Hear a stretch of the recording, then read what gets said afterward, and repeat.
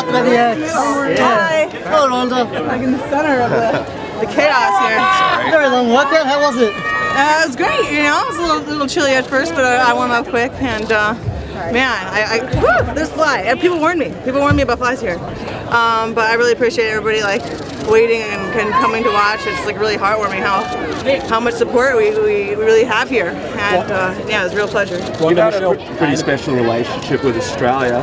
Is this just another one of those adventures you're going to have down here? Because in your judo career, you enjoyed being down here too.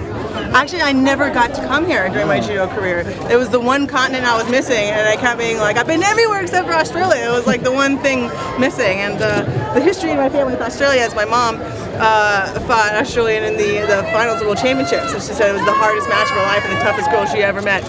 And so I've always wanted to have my own experience down here, and it's been absolutely amazing. I'm definitely coming back and gonna more enjoy it for pleasure instead of instead of business next time. Ronda, Michelle Payne's a bit of local inspiration for you heading into Sunday?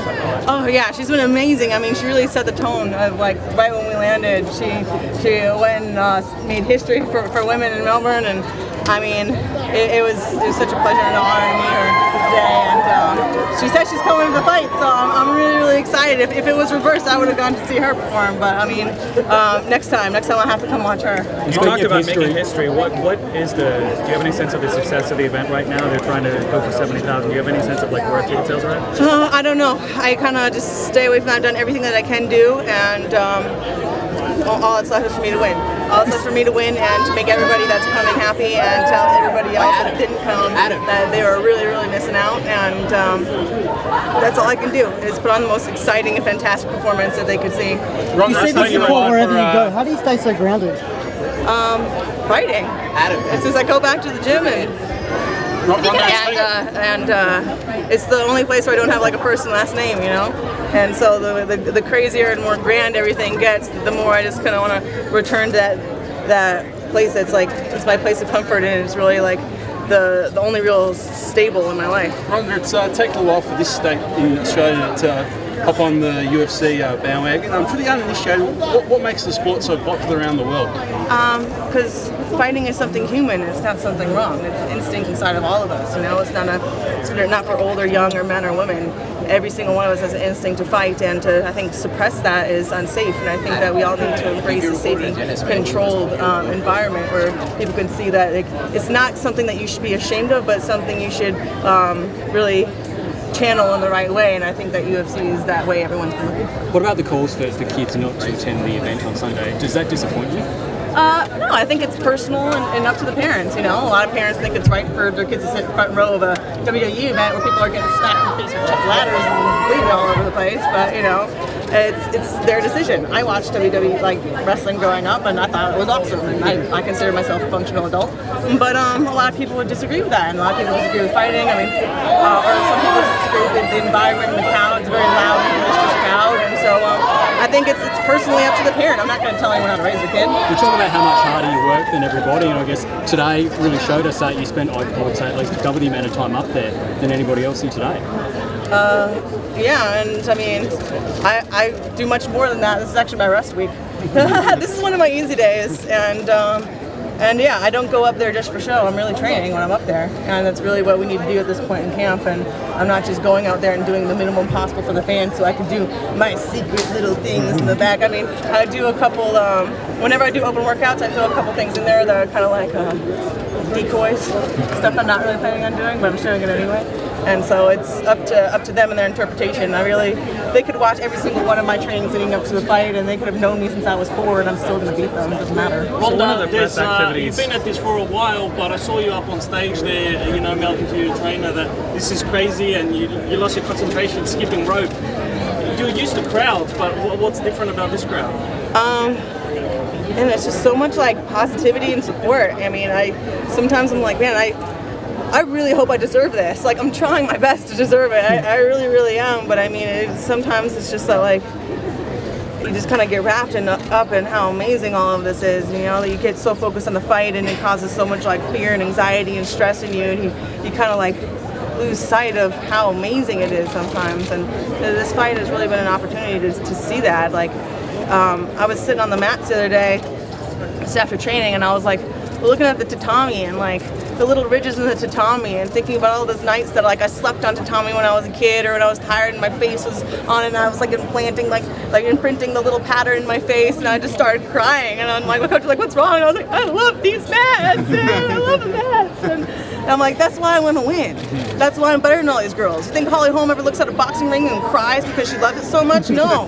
And that's like why I have these moments where I look out and everyone's like cheering my name, and I'm like, who are you people and why do you like me? Like it's overwhelming sometimes, but man, I'm trying my best to appreciate it, and I'm gonna show my appreciation for them by winning in the most fantastic way possible and making them so happy that they were there to see it. Holly doesn't have to travel much. Could you have imagined that female martial arts athletes would have a stage like this and an opportunity like this? No, 10 years ago I was pissed off that there wasn't that, and I was still at that point where I didn't think that there was anything to do about it, that I could do about it, and it took a couple years for me to think. I used to think like, why is judo so unpopular in the U.S.? It's so cool. Like, why is there like fishing on TV? And people are like, oh, let's just sit and watch this guy catch fish, and they're all like sitting and watching that, and like no one cares about judo, you know? And I felt like it was so unfair that what I did and what I was so good at was so unappreciated, and that's proof that's changed.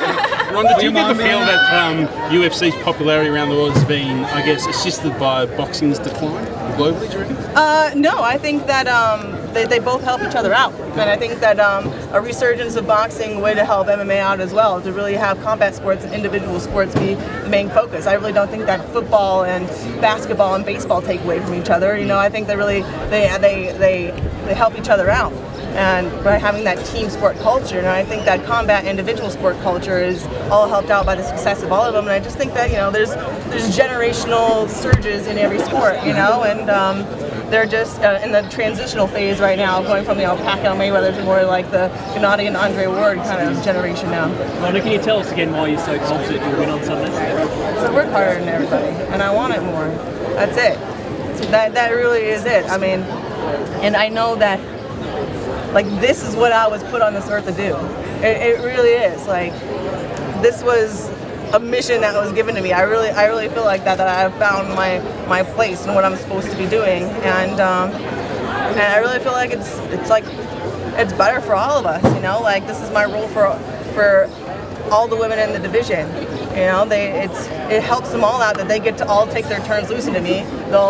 I'll make a lot more money that way. After I retire and they fight each other, they're not going to make as much money being the champion when I'm gone than they are being the contenders now. And so, if anything, I feel like, you know, they'll appreciate me when I'm gone, but maybe not right now. But I feel like this is my purpose and I'm fulfilling it. And one of the press activities for this fight, what? There was a press conference, a teleconference for this fight, and your line disconnected pretty early. Next question. Ronda, It's actually the last question, guys. The mental game is very important to you. I can see you got Anne still on your hand wraps. So how much does actually come into it? How much does actually come into preparation to the fight?